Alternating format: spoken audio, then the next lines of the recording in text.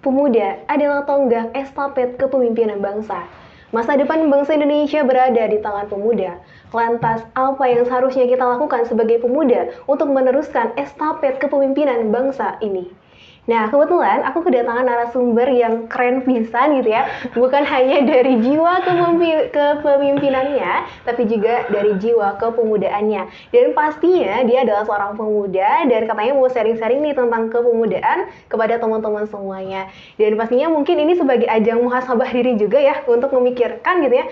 Sebenarnya kita sebagai pemuda apa sih yang harus kita lakukan gitu ya untuk bangsa ini. Nah, daripada nunggu lama-lama dan karena kan kalau menunggu itu gak enak ya, kita langsung aja ngobrol sama orangnya. Assalamualaikum Kang Fikri. Waalaikumsalam warahmatullahi wabarakatuh. Oke Kang Fikri, gimana nih kabarnya?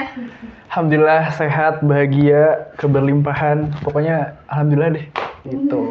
Alhamdulillah sehat sekali gitu ya. Iya, sehat sekali. Betul. Oke, Kang Fikri, sebelumnya aku mau mengucapkan selamat datang dulu ke Kang Fikri di Booster Podcast dan terima kasih banyak gitu ya ke Kang Fikri karena udah berkesempatan berkenan hadir di Booster Podcast dan sharing-sharing ilmu tentang kepemudaan. Nah, kalau misalkan kita ngobrol dengan orang baru dan belum kenalan gitu ya kayak agak janggal gitu ya. Yes, nah, betul, mungkin betul. teman-teman di sini juga mau kenalan nih sama Kang Fikri. Boleh gak Kang Fikri memperkenalkan diri dulu? Boleh dong. Oke, bismillahirrahmanirrahim. Assalamualaikum warahmatullahi wabarakatuh.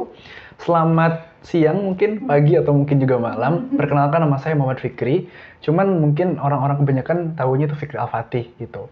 Nah, sekarang saya umurnya masih alhamdulillah dikasih umur sama Allah tuh 20 tahun. Jadi udah 20 tahun nih jatah hidup di dunia. Terus aktivitas saat ini berkuliah, berbisnis, dan juga ada proyek-proyek lain lah yang dikerjakan. Kayak gitu. Alhamdulillah. Masya Allah, berarti orangnya produktif sekali ya guys ya. Amin.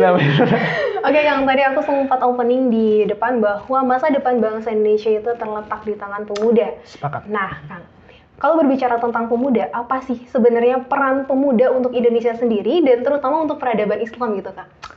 Ini deep question. Udah pertanyaan pertama tapi udah deep question ya.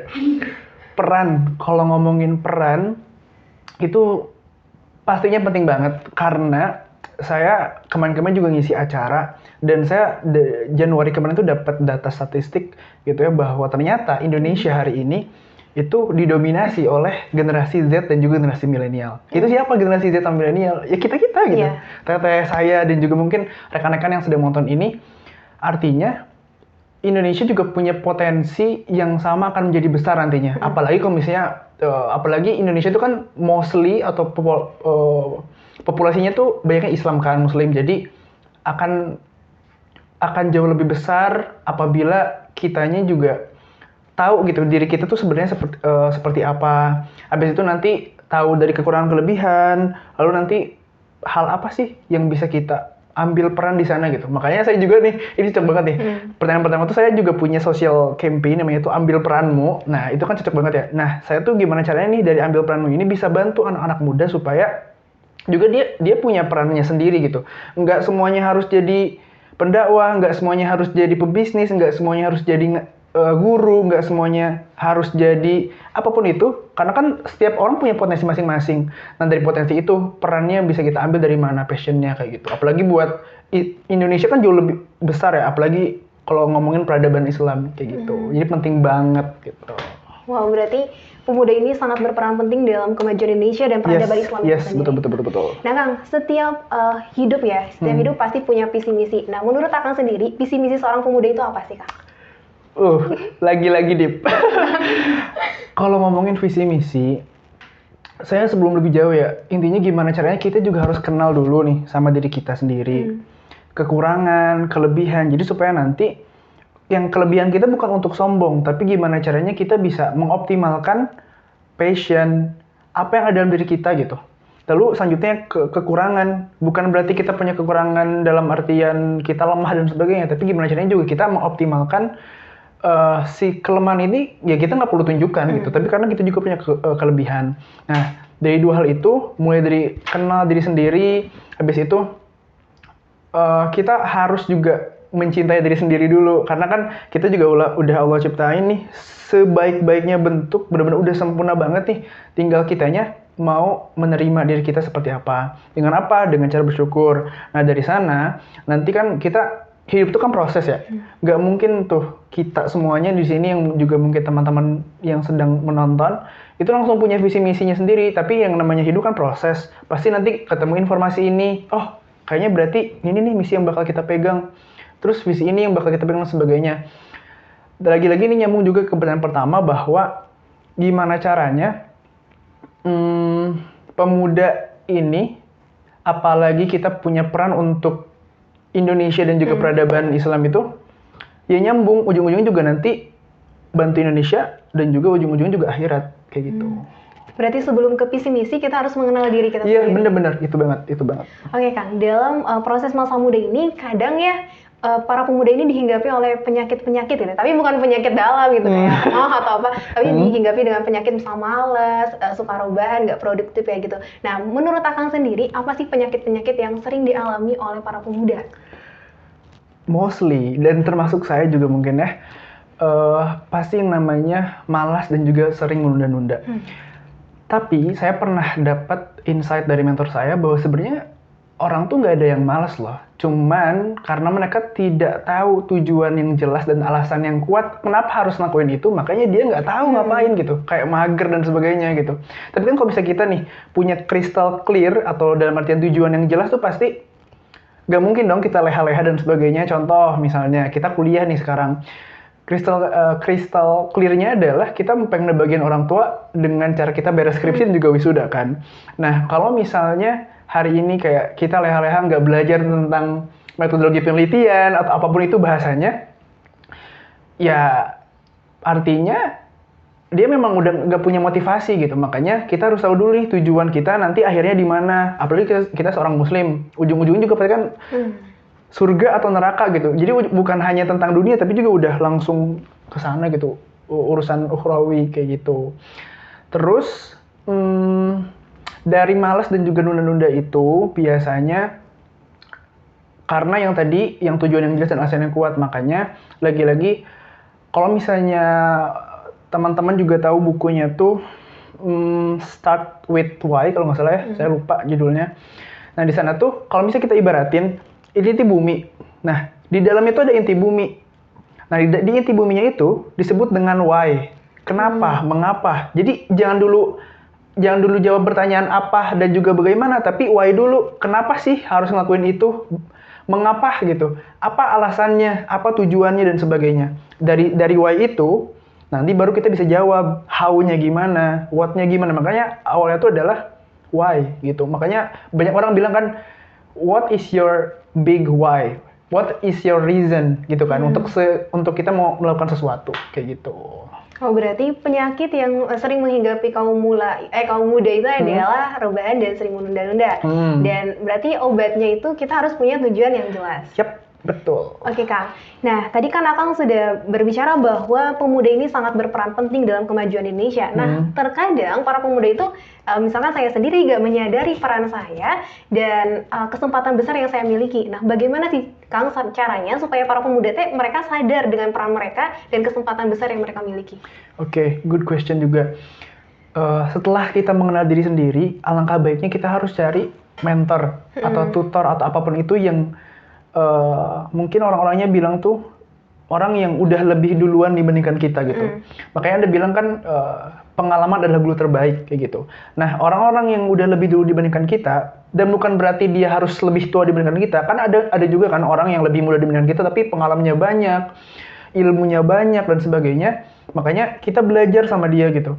Biasanya orang yang udah nyemplung duluan, contoh misalnya peran, kita kan nggak tahu peran nih, tapi kita pengen nyobain satu-satu. Contoh misalnya saya di bisnis nih, saya pengen bisnis.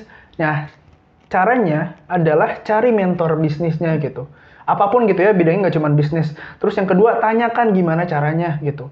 Nah, biasanya ketika nanti tuh mentor tuh mengenal diri kita dulu. Jadi, oh ini orangnya kayak gini, nanti bakal diarahin kemana. Jadi kalau misalnya untuk diri sendiri emang agak, apa ya, istilahnya kayak capek dan juga bakal trial and error terus. Makanya kalau misalnya kita udah punya mentor, itu udah enak sih, dalam artian kita cuma ngikutin jejaknya dia aja kayak gitu. Terus abis mentor harus ada lingkungan yang bisa support dia, lingkungan untuk bertumbuhnya dia, nggak cuma tentang bisnis tentang pokoknya circle positifnya dia supaya dia tuh bisa bertumbuh kayak gitu. Jadi kenalin diri sendiri, habis itu cari mentornya dan juga lingkungan di mana tempat dia bertumbuh.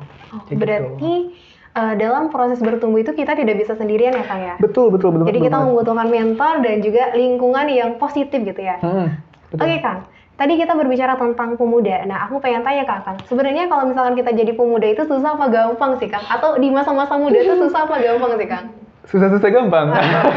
Kenapa? Karena di usianya kita tuh, kalau kita lihat dari sirah-sirah Nabi dan sebagainya, umur-umurnya kita tuh, iya nggak sih, kayak udah menaklukkan Konstantinopel, iya nggak sih? Iya. Bener-bener kayak hal-hal besar yang mereka taklukkan gitu.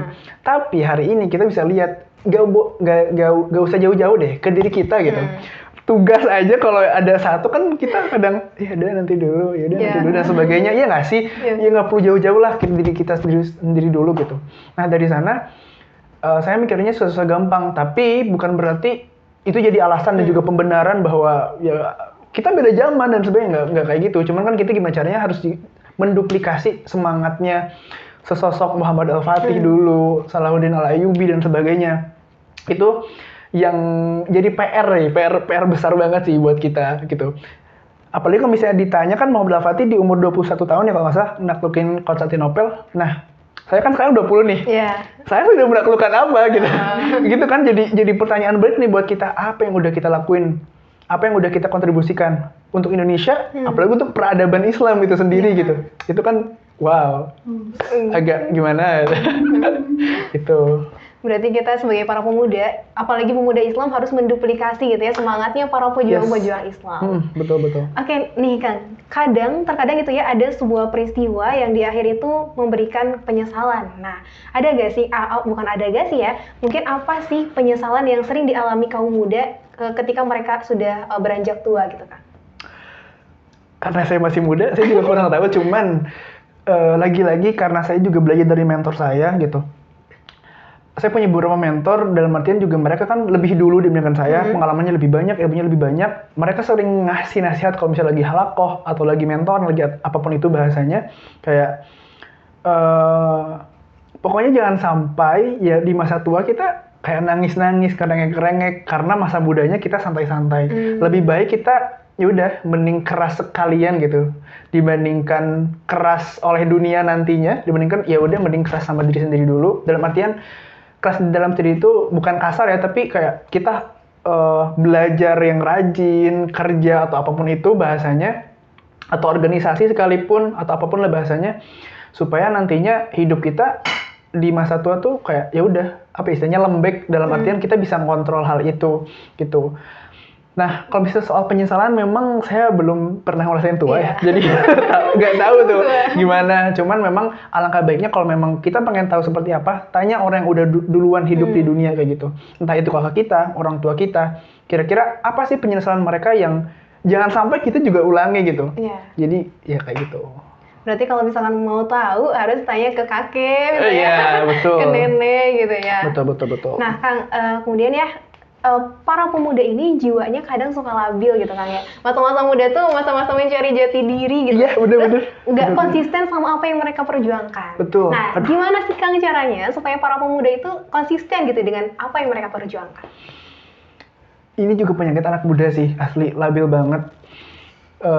Contoh sederhananya adalah, karena saya juga punya komunitas juga sekolah bisnis gitu. Banyak banget anak muda yang pengen belajar, mau untuk punya penghasilan, mau untuk punya ini itu dan sebagainya, tapi di giliran berjuangnya tuh kayak ya setengah-setengah. Nah, setengah-setengah terus kayak kayaknya saya nggak cocok di sini gitu, saya keluar dan sebagainya. Nah, makanya yang tahap awal adalah gimana caranya mindset kita itu harus bener dulu. Makanya tadi kenal diri sendiri, punya mentor dan juga lingkungan itu sangat penting banget untuk kita.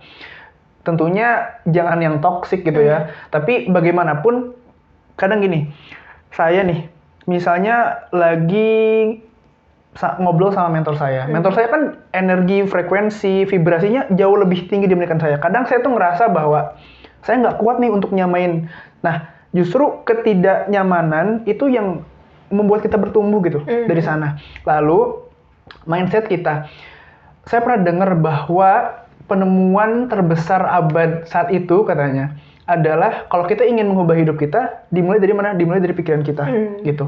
Makanya start with our mind itu benar-benar penting banget, gitu. Jadi mindset itu sangat berpengaruh juga. Jadi internal juga eksternal juga harus kita perhatiin sih kayak gitu. Jadi nggak sembarang kita masuk ke circle siapa dan sebagainya kayak gitu. Oh, berarti yang terpenting adalah mindset-nya, pola pikirnya harus positif ya Kang ya. Nah Kang, jiwa muda itu kan tidak terbatas pada usia gitu ya. Ada orang yang misalkan kakek-kakek tapi jiwanya tuh masih muda, semangat berkaryanya tuh masih masih semangat banget. Nah Kang, ada gak sih tips agar kita para pemuda itu memiliki jiwa muda sampai nanti akhir usia gitu Kang?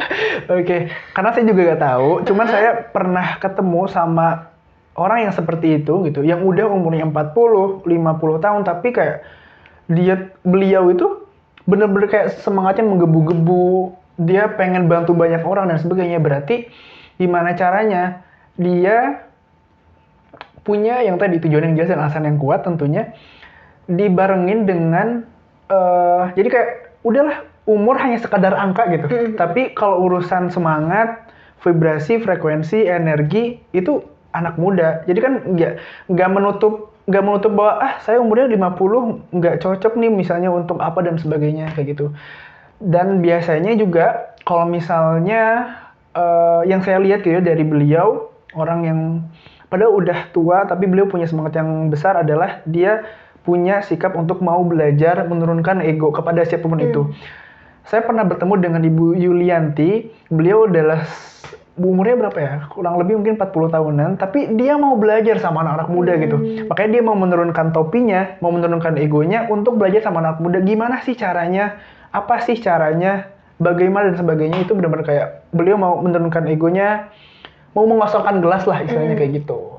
Itu sih. Berarti belajar itu bukan hanya berbatas usia, misalkan kita harus belajar ke orang yang lebih tua, enggak kan? Jadi kita harus belajar juga ke orang yang lebih muda, jadi harus menurunkan ego kita. Yes, betul. Oke Kang, nih kita udah belajar dan dapat banyak banget ilmu tentang kepemudaan, dan ada gak sih closing statement dari Kang Fahri ini untuk para pemuda yang mungkin nantinya nih, pemuda ini ada yang jadi presiden, ada yang jadi gubernur, pokoknya yang meneruskan estafet kepemimpinan bangsa agar bangsa Indonesia bisa lebih maju lagi gitu Kang. Oke.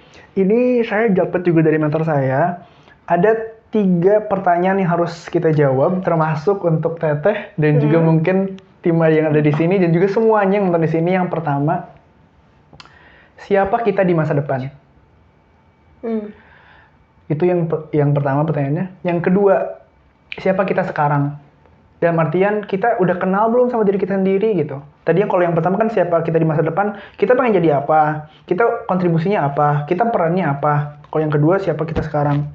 Terus yang ketiga, hal apa yang ingin kita tinggalkan untuk generasi setelah kita gitu. Jadi nggak cuman mikirin diri sendiri gitu, tapi juga kita gimana caranya kita juga bermanfaat untuk sekitar, khususnya ya circle-circle terdekat dan tentunya untuk Indonesia dan juga peradaban Islam itu sendiri.